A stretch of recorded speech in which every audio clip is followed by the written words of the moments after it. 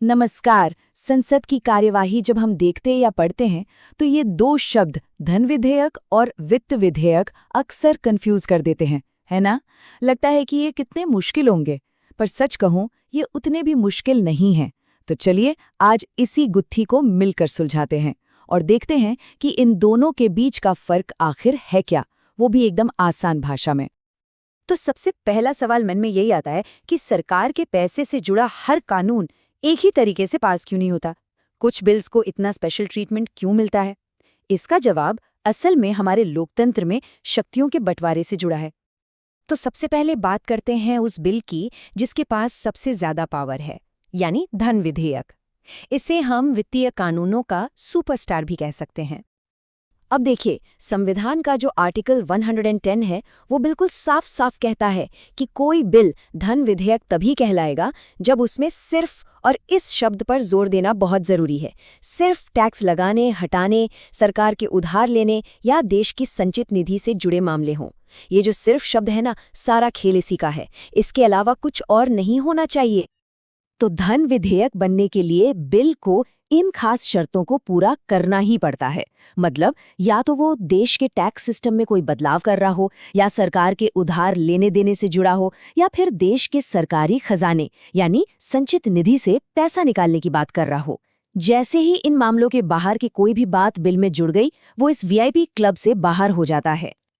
अच्छा, अब इसकी खासियत क्या है? देखिए, इसकी प्रक्रिया ही इसे सबसे अलग बनाती है। पहली बात, धन विधेयक सिर्फ और सिर्फ लोकसभा में ही पेश हो सकता है, राज्यसभा में नहीं, और वो भी राष्ट्रपति की सिफारिश के बाद ही। सबसे बड़ी बात, राज्यसभा इसे रोक नहीं सकती, इसे खारिज नहीं कर सकती। वो ज्यादा से ज्यादा 14 दिन के अंदर कुछ सुझाव दे सकती है। अब उन सुझावों को मानना या ना मानना ये पूरी तरह से लोकसभा की मर्जी है। और हाँ, कोई बिल धन विधेयक है या नहीं, इस पर आखिरी फैसला लोकसभा के स्पीकर का होता है। मतलब साफ है, पैसे के मामले में असली पावर लोकसभा को दी गई है। इसको समझने का सबसे बढ़िया तरीका है, धन विधेयक को संसद का एक वीआईपी पास मान लीजिए। इस पास के साथ उसे कुछ स्पेशल अधिकार मिलते हैं और ये कानून बनने के लिए एक तेज, सीधी और लगभग बिना रुकावट वाली सड़क पर चलता है।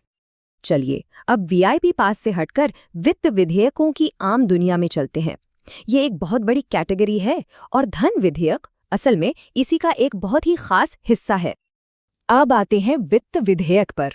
तो आर्टिकल 117 कहता है कि पैसे से जुड़ा कोई भी ऐसा बिल जिसे स्पीकर ने धन विधेयक का सर्टिफिकेट नहीं दिया, वो वित्त विधेयक है। सिंपल। और इसके भी मोटे तौर पर दो प्रकार होते हैं। ये हैं टाइप आई और टाइप 2। अगर धन विधेयक वीआईपी पास था तो इन्हें जनरल एडमिशन टिकट समझ सकते हैं। बस दोनों के नियम थोड़े अलग अलग हैं। टाइप आई में धन विधेयक वाली कुछ बातों के साथ साथ दूसरे सामान्य कानून भी मिले होते हैं।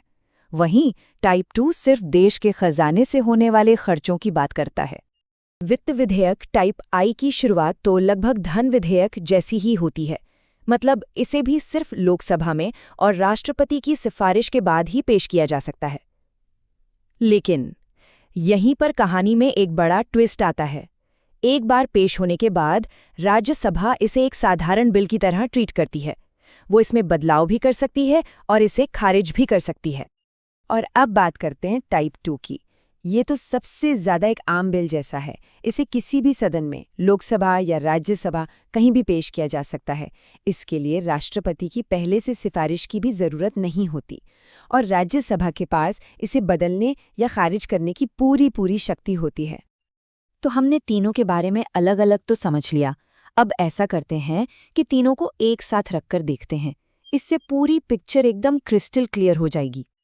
ये टेबल देखिए, ये सारी कहानी को एक ही जगह समेट देती है। ध्यान से देखिए, धन विधेयक यानी आर्टिकल 110 कैसे पूरी तरह से लोकसभा के कंट्रोल में है, जहां राज्यसभा की शक्ति न के बराबर है।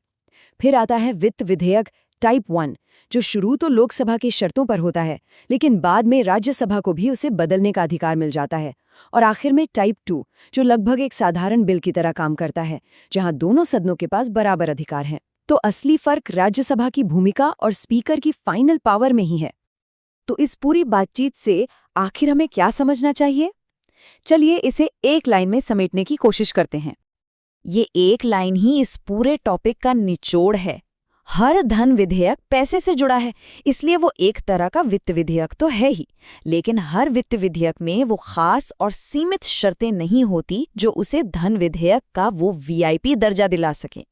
तो धन विधेयक एक स्पेशल सब कैटेगरी है जिसे कुछ खास कामों के लिए कुछ खास शक्तियां दी गई हैं। और जाते जाते एक सवाल, ये सिस्टम आखिर बनाया क्यों गया?